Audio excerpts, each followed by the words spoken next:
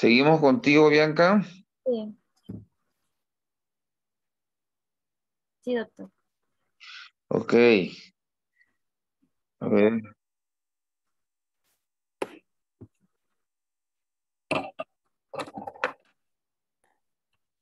Carla, ese pelo.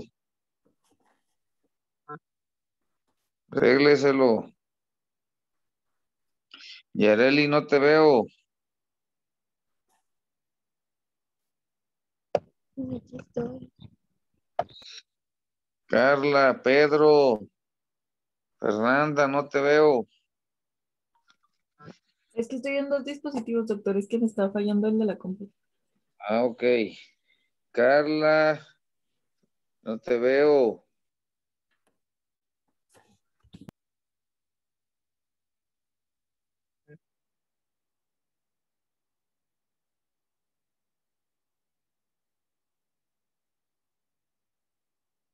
Mm, ok. Seguimos entonces contigo, Bianca. Sí, Vamos a terminar los síndromes del tallo. Dale. vamos a tener que en el síndrome medular lateral, pues vamos a tener 5 tipos de patrones patológicos en donde vamos a ver las pérdidas de sensación y dolor. Tenemos el primer patrón, que la pérdida de dolor y temperatura de la cara va a ser ipsolateral y del cuerpo va a ser contralateral. Y sus estructuras afectadas van a ser el fascículo espinotalámico, el fascículo y núcleos espinales trigeminales.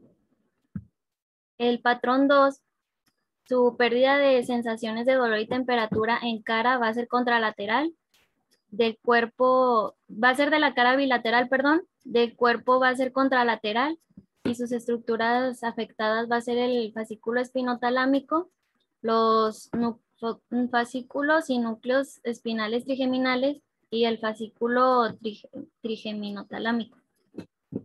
El patrón 3, sus pérdidas de sensación, dolor y temperatura va a ser en su cara contralateral, en el cuerpo va a ser contralateral también y las estructuras afectadas va a ser el fascículo espinotalámico y el fascículo trigeminotalámico.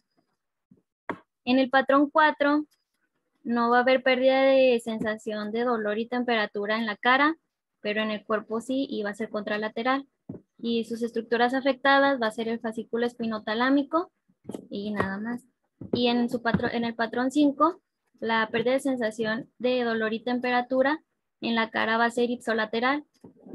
En el cuerpo no va a haber pérdida de sensación de dolor y temperatura y las estructuras afectadas va a ser el fascículo y núcleos espinales trigeminales. Bueno, vamos con el síndrome de Babinski-Nagioti. Bueno, este síndrome también se va a conocer como parálisis tegmentaria medular. Bueno, esta anormalidad se va a encontrar en la unión pontomedular y sus manifestaciones pues va a ser el síndrome de Horner ipsolateral, debilidad ipsolateral del paladar blando, faringe, laringe y la lengua, pérdida del gusto en tercio posterior de la lengua, ataxia cerebelosa, nistagmo, hemiparesia y hemianestesia. Bueno, en síndrome de Horner ipsolateral van a estar afectadas las fibras simpáticas autónomas.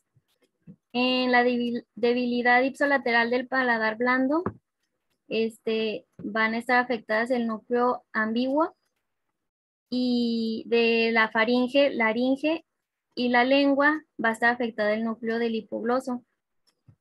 La pérdida del gusto en el tercio posterior de la lengua va a estar afectado el núcleo solitario y la ataxia cerebelosa afectado el cuerpo restiforme. El nistagmo va a estar afectado los núcleos vestibulares y la hemiparesia va a estar afectada la pirámide y en la hemianestesia el hemisco medial.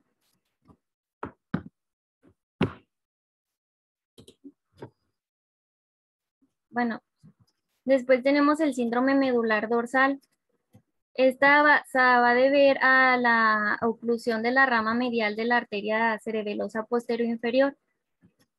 Las estructuras afectadas pues va a incluir los núcleos vestibulares y el cuerpo restiforme, y sus signos pues van a ser ataxia ipsilateral de la extremidad o la marcha, que esta va a ser el resultado de la afección del cuerpo restiforme, y el vértigo, vómitos, nistagmo ipsilateral, que van a ser inducido por la mirada consecutivos a la afección de los núcleos vestibulares. Después tenemos el síndrome de Collett-Sicard. Bueno, va a tener una pérdida del gusto en el tercio posterior de la lengua, parálisis de las cuerdas vocales y el paladar. Va a haber debilidad de los músculos esternomastoideo y trapecio, hemianestesia del paladar, la lengua y la pared de la faringe. Estos van a ser todos ipsilaterales respecto a la lesión.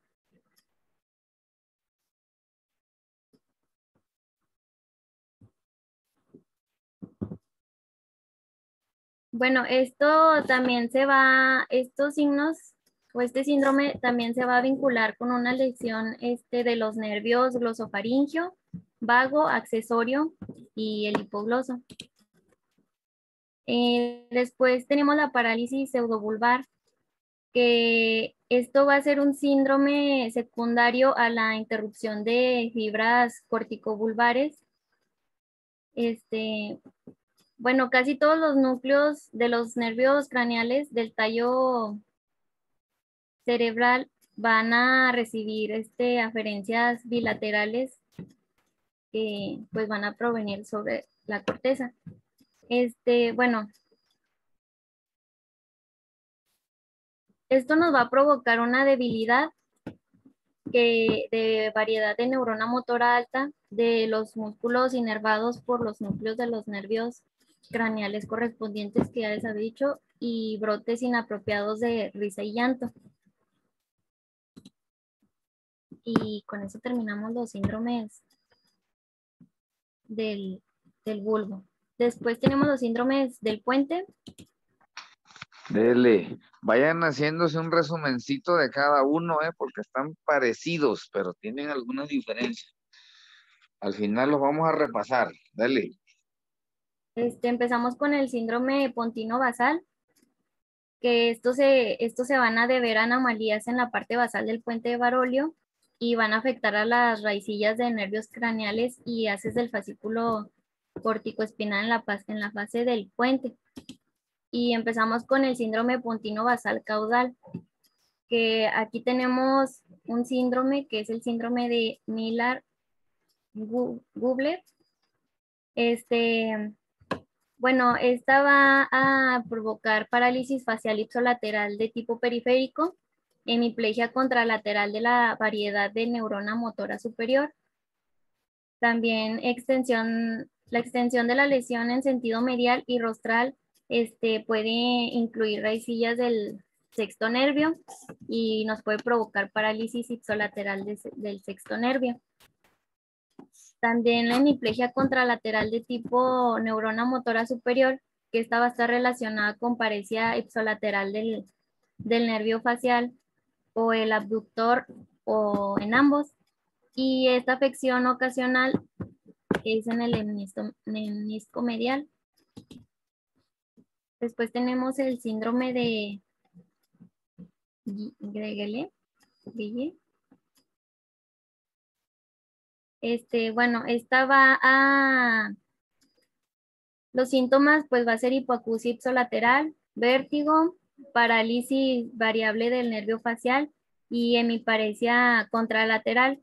Aquí la lesión se va a encontrar en el puente de Barolio ventrolateral caudal y va a incluir el síndrome, el nervio vestibulococlear.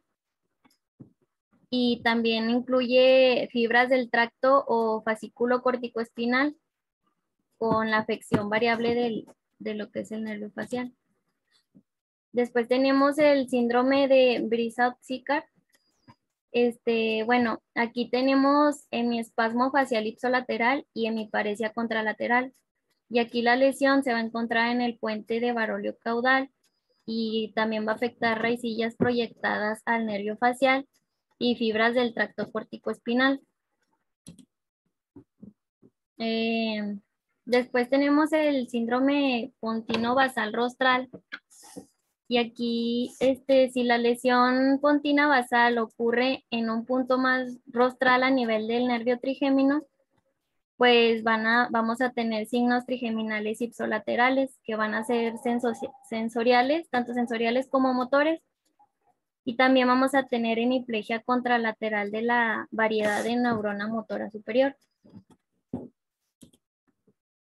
Después vamos a tener la hemiparesia motora pura y atáxica, que, bueno,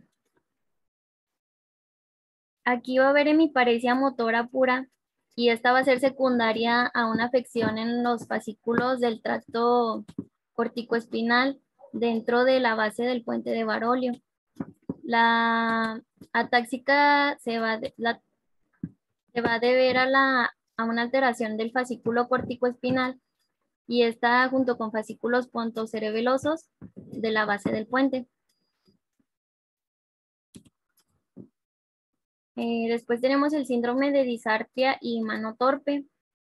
Bueno, aquí va a haber lesiones vasculares en la base pontina, específicamente en la unión del tercio superior y los 2 tercios inferiores del puente. Aquí puede haber debilidad facial central, disartria, disfagia graves, paresia y torpeza de mano. Después vamos a tener el síndrome de sanferentación, que pues va a incluir parálisis de toda la actividad motora y esto se debe a la afección de tractos corticoespinales en la base del puente. Y también tenemos afonía por la inclusión de fibras corticovulvares que estas van a cursar la base del puente. Luego tenemos llanto y risa.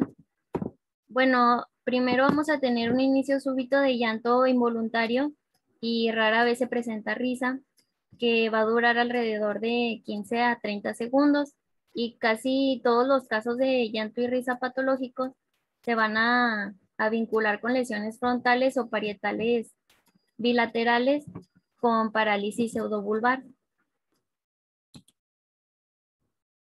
Después tenemos los síndromes pontinos segmentarios, que estos van a ser consecutivos a lesiones en el tegmento del puente, que estos van a afectar a núcleos de los nervios craneales o raicillas y los fascículos largos del tegmento. Primero vamos a empezar con el síndrome tegmentario medial, que aquí las estructuras afectadas, pues vamos a tener el núcleo, las raicillas del nervio abductor, la rodilla del nervio facial y el menisco medial. Y como signos vamos a tener parálisis ipsolateral del sexto nervio, parálisis de la mirada lateral, parálisis facial ipsolateral de la variedad periférica y pérdida contralateral de la sinestesia y el tacto discriminativo. Después tenemos el síndrome 1,5.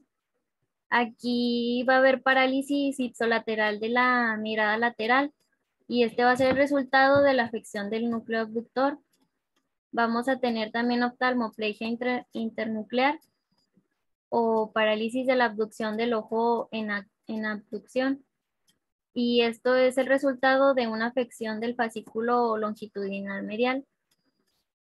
Después tenemos un tipo 1, que aquí la lesión vascular es discreta en el tegmento paramediano dorsal, incluyendo el núcleo abductor y el fascículo longitudinal medial. Y el tipo 2 se van a relacionar con trombosis del seno cavernoso, que estas afectan al nervio abductor y la arteria carótida interna. Y aquí va a presentar síntomas como parálisis e infarto del hemisferio cerebral.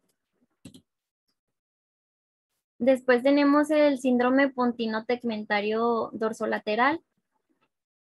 y van a afectarse estructuras que van a estar irrigadas por la arteria cerebelosa anteroinferior y estas se van a presentar junto con una lesión vascular en la médula oblongada dorsolateral, que estas incluyen formaciones que están irrigadas por la arteria cerebelosa posterior inferior. Y sus signos, pues va a haber pérdida sensorial disociada, que va a afectar la totalidad del cuerpo y va a haber ataxia troncal y de las extremidades sin causar debilidad. Después tenemos los síndromes pontinos tegmentarios caudales y tenemos como síndrome de Foville o síndrome de Raymond-Foville, que aquí va a haber parálisis ipsolateral periférica y la mirada horizontal. También va a haber hemiparesia contralateral y aquí la lesión se va a encontrar en el puente de valorio caudal y va a incluir lesiones en el fascículo corticoespinal, que eso nos va a causar la hemiparesia contralateral.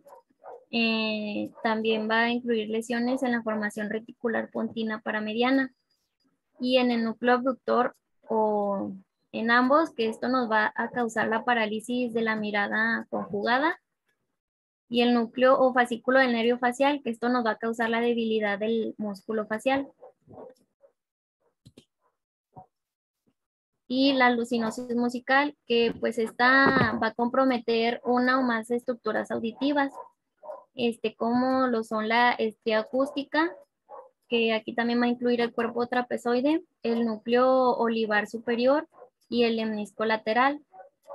Aquí esta lesión también va a incluir fibras del nervio trigémino que van a estar destinadas al músculo del estribo.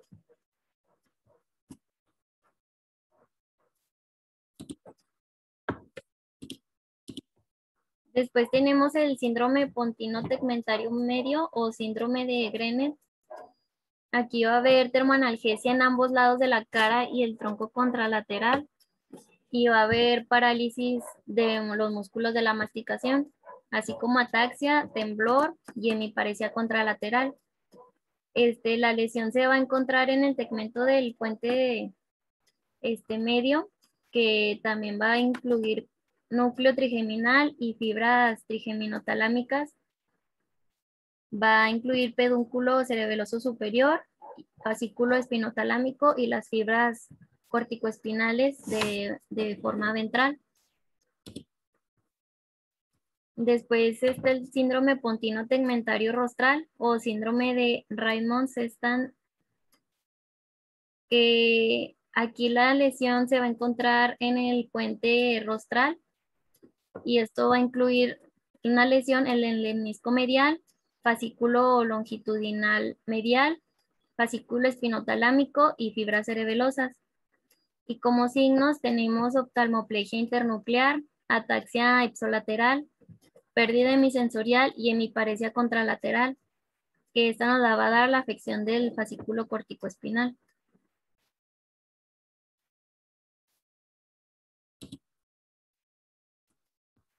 Después tenemos el síndrome pontino tegmentario lateral extremo o síndrome de Marie-Foix, que aquí como signos pues va a presentar ataxia cerebelosa ipsolateral debido a una lesión que incluye el pedúnculo cerebeloso medio.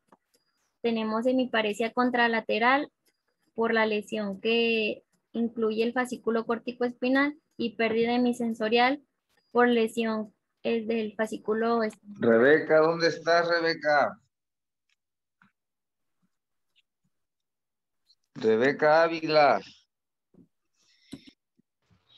Aquí estoy, doctor. conéctese. Son muchos síndromes y se los tiene que aprender todos de memoria. La mitad del examen. Síguele, Bianca, te felicito porque te tocó capotear al toro más bravo, pero lo vas sacando bien. Tienes ventaja sobre ellos, tú ya te lo sabes. Dale. Bueno, aquí se van a presentar otro cuadro clínico, pero este va a ser raro. que va a incluir parálisis ipsolateral de los nervios craneales, va a incluir el síndrome de Horner, hemiataxia y mioclono palatino. También va a haber parálisis sensorial espinotalámica contralateral. Después tenemos sacudida y hundimiento oculares, que aquí va a haber variedad de anormalidades oscilatorias de lo que son el movimiento ocular. Vamos a tener sacudida ocular inversa, hundimiento ocular y hundimiento ocular inverso con base a la anomalía oscilatoria que va a ser predominante. Y también tenemos el sueño MOR, que las lesiones en el puente, como el puente es necesario para generar el sueño de movimientos oculares rápidos, que es el sueño MOR, pues una lesión ahí puede impedir este sueño. Después tenemos la hiperventilación central neurógena, que aquí vamos a tener una taquipnea sostenida que persiste a pesar de una presión de oxígeno y una pH arteriales elevados y una presión de dióxido de carbono arterial baja. Bueno, también el puente de Barorio y respiración. Los pacientes con estas anormalidades de la base del puente, pues se va a observar pérdida selectiva de lo que es la respiración voluntaria. Y aquí ya pasaríamos a los síndromes del mesencéfalo. Empezamos con los síndromes vasculares mesencefálicos, con el síndrome de Weber. Bueno, aquí va a haber como signos parálisis ipsolateral del nervio oculomotor, va a haber parálisis contralateral de la neurona motora superior y estos van a incluir también la parte inferior de la cara. Aquí la lesión va a estar afectando raicillas del nervio oculomotor y el pedúnculo cerebral subyacente. Y luego tenemos el síndrome de Claude, que vamos a tener como signos parálisis ipsolateral del nervio oculomotor. Vamos a tener temblor, que esta va a ser por la lesión en el núcleo rojo. Vamos a tener ataxia contralaterales, que esta se va a deber a una lesión también en el núcleo rojo. Y la parálisis del nervio oculomotor, en la mayoría de las veces, va a afectar el recto medial superior, que va a ser seguido por elevador del párpado, el recto superior, el oblicuo inferior y el recto inferior. Pero en este síndrome o en esta lesión no se va a dañar la pupila. Después tenemos el síndrome de Nott-Nagel. Como signos vamos a tener parálisis oculomotora asimétrica bilateral de grado que es variable y marcha táxica.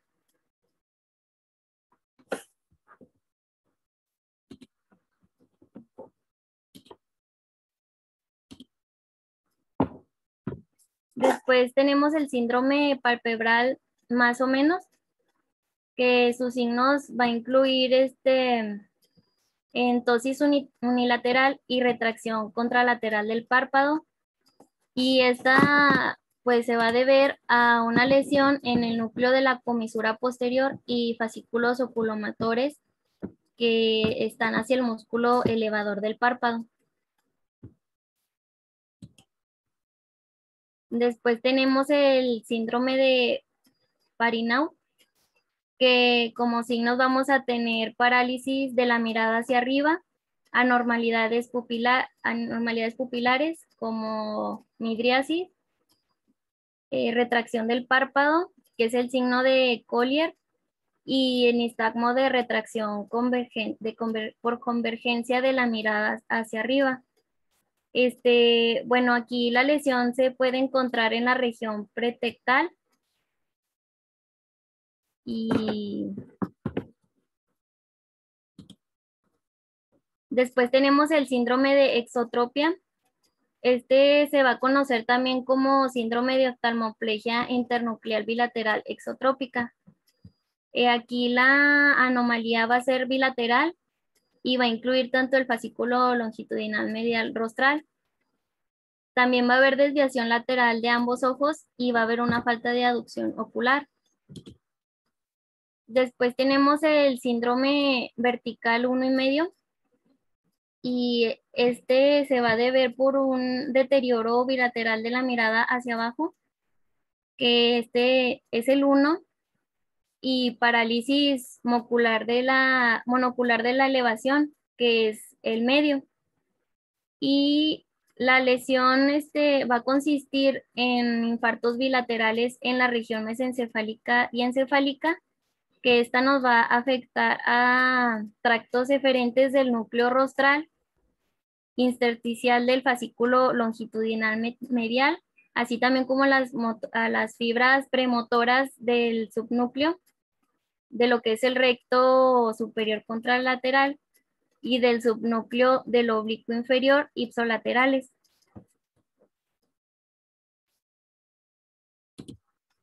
Bueno, también tenemos el síndrome de desaferentación, que aquí vamos a tener signos como cuadraplegia, mutismo, preservación de la conciencia, comunicación mediante movimientos oculares verticales y parpadeo. Bueno, aquí en la mayoría de los pacientes que presentan este síndrome, la lesión va a ser bilateral en la mitad ventral del puente y a nivel de los núcleos abducens y rostral.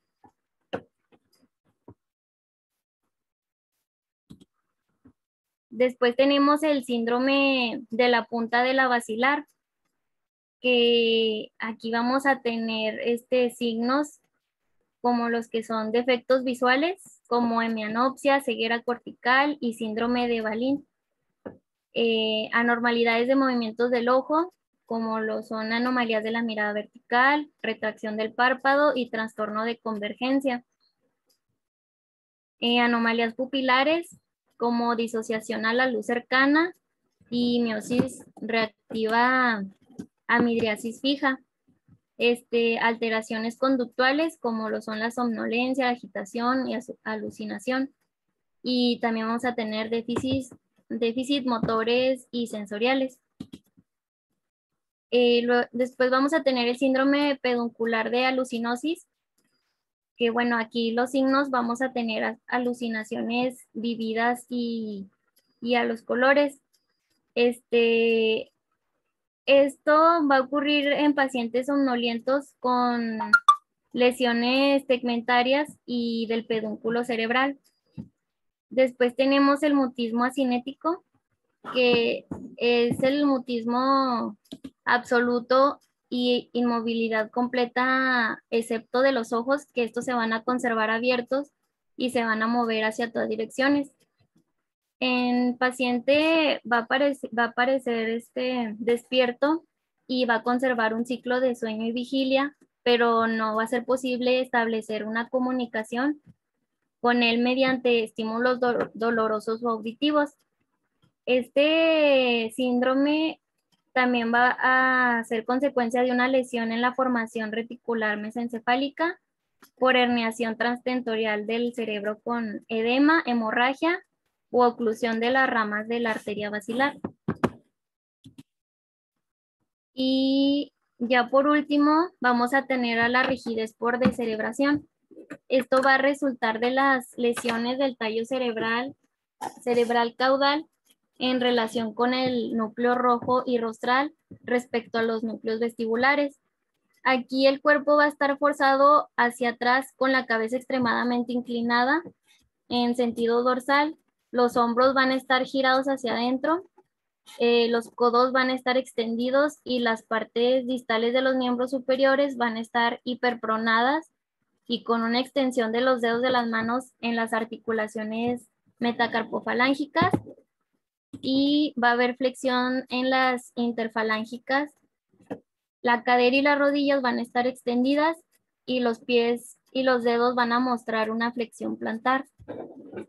Y eso ya sería todo de mi parte. Ok, muy bien, Bianca. Son muchos síndromes, ¿ya se dieron cuenta?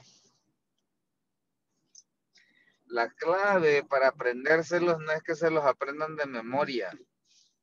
La clave es que relacionen la clínica con la anatomía, que vean dónde está la lesión anatómica, qué fibras, fascículos o áreas están ahí, y a partir de ahí ya vas entendiendo por qué síntomas o signos le van a dar. De esto viene mucho en el examen, de los síndromes del tallo y de la médula, porque son bastantes.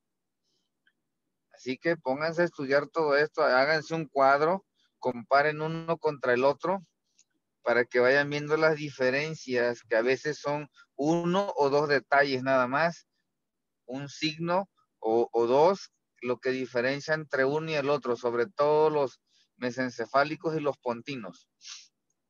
Bien, jóvenes, ¿qué tema sigue, Fer?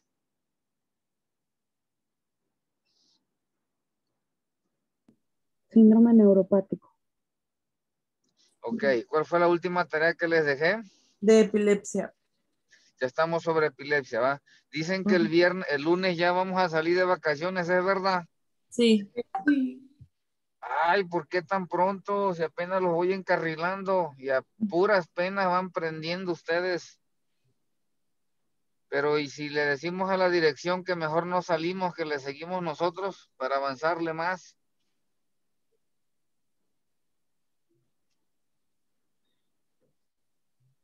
¿Cómo ven? No los veo con cara de estresados, de ay, ¿por qué voy a dejar de estudiar? ¿Le seguimos o qué? ¿Y cuándo regresamos? La primera semana de abril. Sí. Fecha. El 5 de abril. Ay, es mucho tiempo. ¿Y los exámenes cuándo inician? Del 16 al... No, del 19 al 23, me parece. O sea que van a regresar a los exámenes prácticamente. Ajá. Es una... Bueno, Una pues semana. No son les 2 tendré que dejar, semanas. les tendré que dejar 10 tareas para que se entretengan en vacaciones. Bueno, vamos a seguir con epilepsia entonces. Ahora va a buscar la clasificación internacional del 81, 89 y 2017 de epilepsia, de la ILAE, de las crisis epilépticas. Clasificación de 1981, de 1989 y del 2017, que es la más nueva, de las crisis epilépticas de la ILAE. Creo que tú, Fernanda, ya las tienes ahí en tu presentación. Ahí compárteselas o búsquela cada uno. Se las tienen que aprender de memoria, las del 2017, porque esa es la que vamos a usar ahora. ¿Listo, jóvenes? Nos vemos mañana. ¿Y qué te dijeron, Fer, de las prácticas? No, todavía sigue eso. Según yo, van a tener que redactar otra vez esa cosa, pero ya no sé. O sea, todo es por esa hoja que no sé qué rollos traen. Ujú. Qué caray. Bueno, órale pues. Vamos mañana. Pónganse a estudiar. Mañana. Bien, Bianca, te felicito. Si pudiste. Hasta luego. Bye, bye.